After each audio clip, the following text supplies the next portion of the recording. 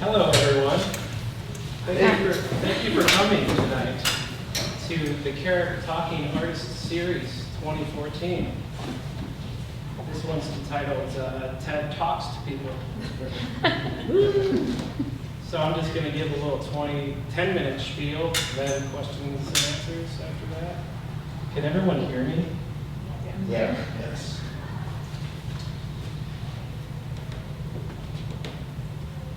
Contradictions interest me.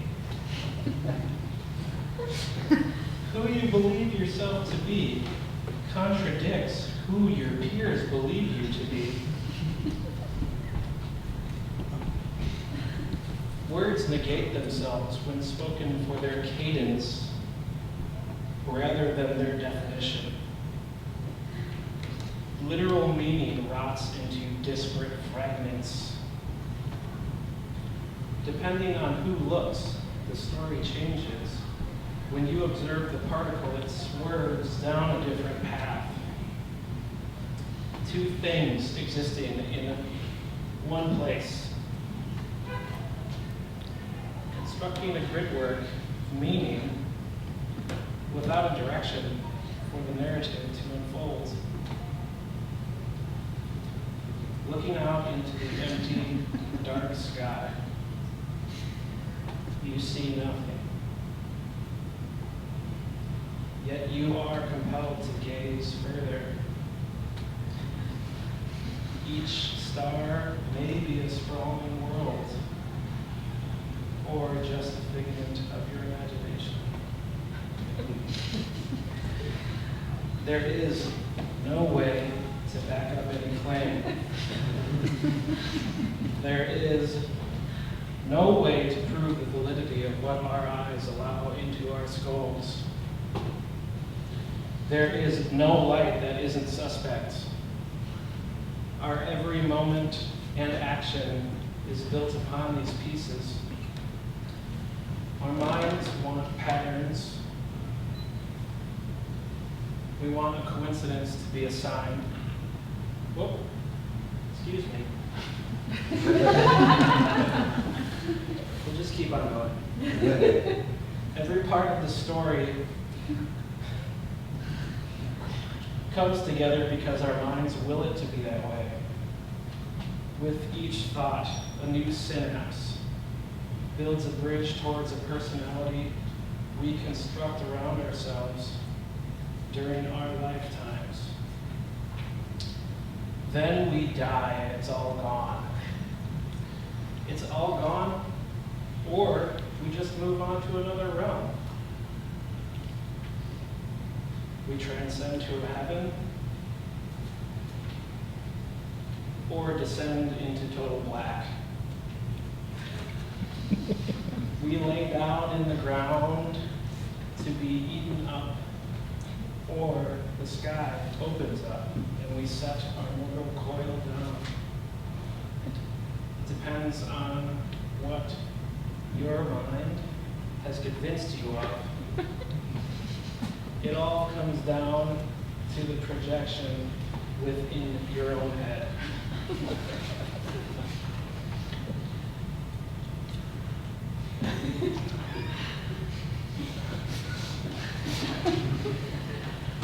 I don't want to tell anyone what to see when looking at my drawings. Obviously, the cloud of subjectivity is much too murky for that. I can only point you in a direction using consistent elements of drawing. There are themes and cues given within this body of work. Using these navigation points, you can wade through the gray area. Wherever you end up is not my prerogative.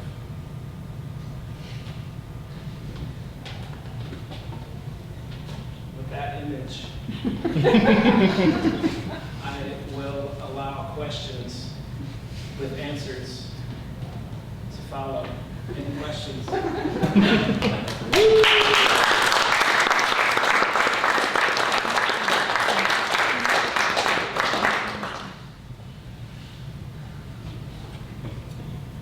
Does anyone have any questions? Stephanie. So, all of your drawings, at least the ones that are framed, I'm not sure what the medium of these are. You always use ink. Is there a reason that you choose that medium exclusively? Ink is really clean and you can control it. And so I don't know if you've noticed, but I'm a little neurotic about stuff. So I used to paint in oils, and I eventually just started gravitating towards just really controllable media like gouache and ink on paper, because it's all really clean. Like charcoal, I hate completely. And but I've been trying to get away from that. But that's what these stencils have. Like, I kind of want to move into a new direction after this show and have like more kind of uncontrollable stuff that happens.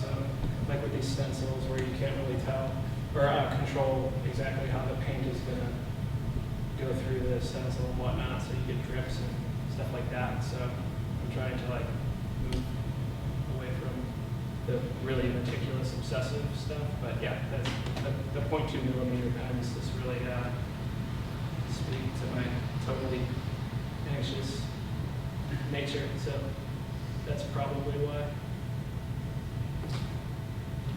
And speaking of control, how do you get the gouache to fit into those squares? You've got the kind of looks like the watered down gouache and these like grid networks. None of that is like planned out, so I'm not like drawing out a grid or anything. That just kind of grows. Like all of these just grow organically as I come up with a basic idea, and then I just work from there. So it's not like I'm trying to fit a square into like something that I've already drawn out. I kind of just try to paint it as close together to the previous square that I've drawn, so that the negative space turns into positive space with those lines. And that's basically what it's just. I'm gonna have carpal tunnel syndrome like really soon. Pretty much. Yeah. So yeah. Can you talk about some of the words that are in some of these?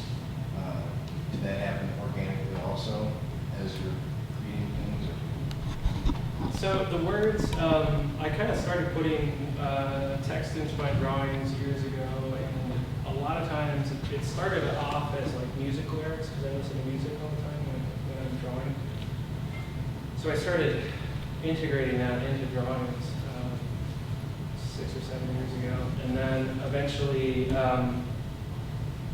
I started a blog called Zombie Love Blast, and that was kind of a showcase for my creative writing. And I started, it's like this like stream, I know you know what it is, but it's like the stream of consciousness thing where there's these passages of writing that go along with these characters that I draw. And they're really, like, they're kind of like just really anxious and hallucinogenic. And, so that started integrating into my drawings. So like there was nothing, the largest piece over there, those are all pulled from my blog. So that's all like phrases that I came up with. And a lot of the phrases are really kind of just like chosen for their like cadence, or like the way that they sound coming out of your mouth rather than meaning. So like that's kind of like what this absurd thing that I just said was like about, was that I'm like not exactly looking at things literally. I'm more like enjoying the words, just like the way they look or the way that they sound. So that's like a lot of what this is. But then there's other things that happen, like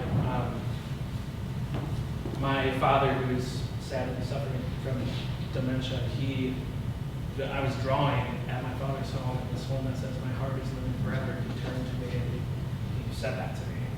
So it was like very profound at the time. So I put that in the drawing, so like that just kind of happened. So a lot of it's kind of just random sometimes.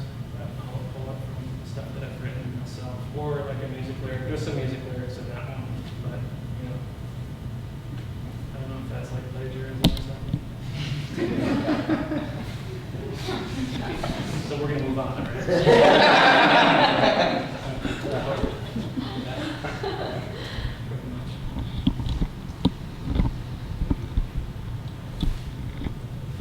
How long did it take for you to make all these? I would say like these ones, well, the biggest one was something like, I would average it out to like maybe like 150 hours, like something like that. I started it over a year ago, but I guess that was actually my question. Like, what period of your life does this represent? Like a year of your life? it's about 3 years. Yeah. I started this whole like cross hatching with, or not cross, but hatching with the starscapes, and that kind of like was the beginning element that I started working with, and like that little starscape over there, the gloomy one, the one that's sold already. Can't see it, guys. That I did that one about 3 years ago, and I really liked it. And that's usually how things get rolling. Is like I just draw something. I'm like, oh, I really like drawing that, so I'll just obsessively do it, and slowly new elements start happening as I continue to work on the series, like the sapphires and the rubies and I mean hands and eyes and arms and teeth have been within my like lexicon of drawing for a while, but yeah. Anyway, so yeah, it's about 3 years ago I started working on this stuff because like my last solo show was about then stuff. Yeah.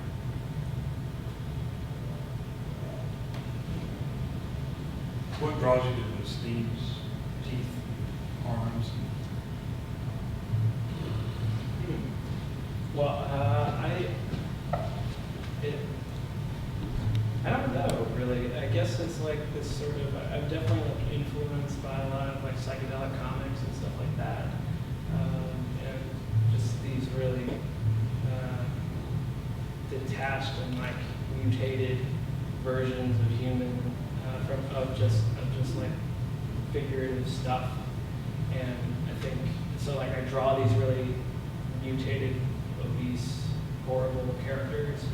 And I think that started just turning into wanting to repeat certain elements over and over again. So I would draw a face, but then eventually, and they would have like gnarled teeth and like just cracked out eyes. And I just started thinking that I could just divorce those from the face and just start like putting those in larger scale drawings. And but you know, it's kind of like, I feel like anxiety is a big theme in a lot of this stuff. It's like dealing with anxiety, and I feel like teeth and like severed limbs and like dead limbs and stuff like that tend to exemplify that feeling. So I guess that's what grinding teeth, bad nightmares, night terrors, you know, just like stuff like that. Where you just like, you know, things are really empty. Totally like, I don't know what the hell's going on, but for some reason it's beautiful. I don't really know why.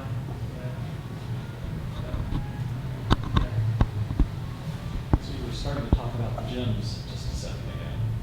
It seems like a nice contrast with the broken limbs and so on. Yeah, the gems are cool. I mean, they're like treasure, but they're, you know, they're like valuable, but and they're pretty.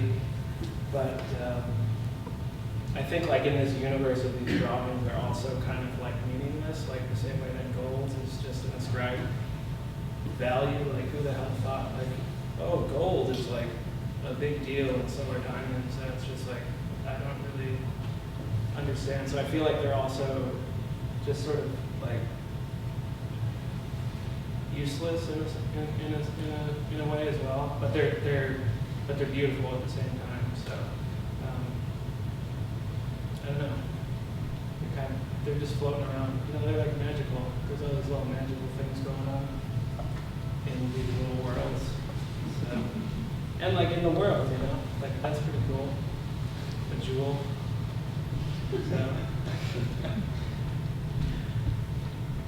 You had a question? What sort of medium do you want to use in the future, or what sort of direction do you want Carrack to go in? So I want to, I just realized that that's still up there. I'm into it. I want to just like pursue totally different media, so I'm really going to try not to do like ink and gouache on paper. So I basically just, I bought like a bunch of acrylic paints, and I'd like to start painting again on panels. And I would really like to just really jump into the stencils, the multi-layered. So these are multi-layered stencils. So there's 5 layers of stencils, and that's how the 5 different colors are on there. So really kind of using stencils as like almost the way that you would do like a lino cut or something like that, where you guys are familiar with like lino cut printing. So you like kind of like carve away parts and then print and carve away more and then print in a different color. So printmaking, painting. I want to start doing stuff at Super Graphic, which is like this local print place that has workshops and stuff. So I want to learn how to do screen printing there. And I think like more like reproducible stuff, because these look like etchings. Like one of my friends came over and said, "Oh, is that an etching?" And I was like, "No. And if it was, I'd probably have like 20 of them when I was done instead of just one." That would be like kind of cool. Just like printmaking stuff. Yeah. So, but who knows? Yeah.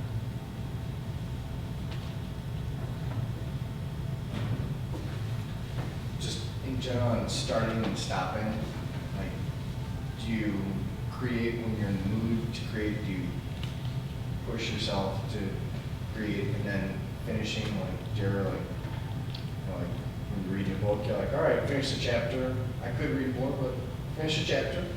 Call it from there. Or do you go into you're tired and in general, starting and stopping? Mm-hmm. It kind of goes in cycles a little bit.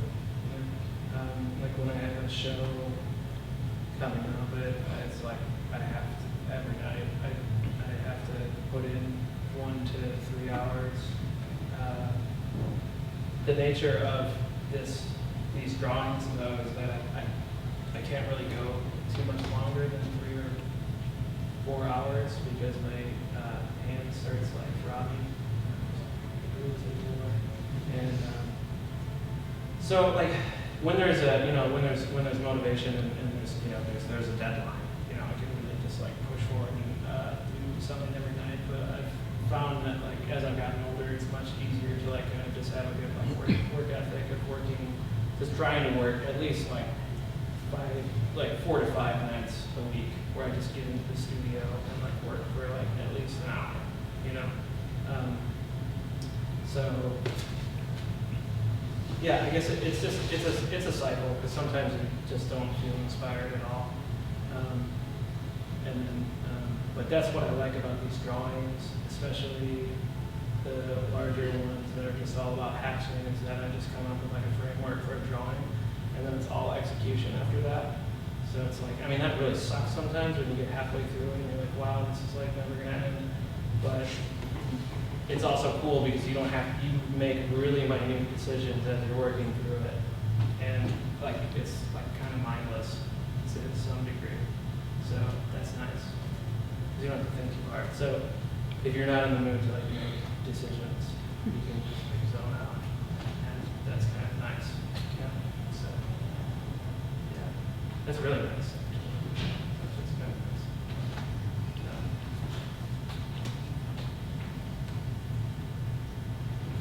Any other questions?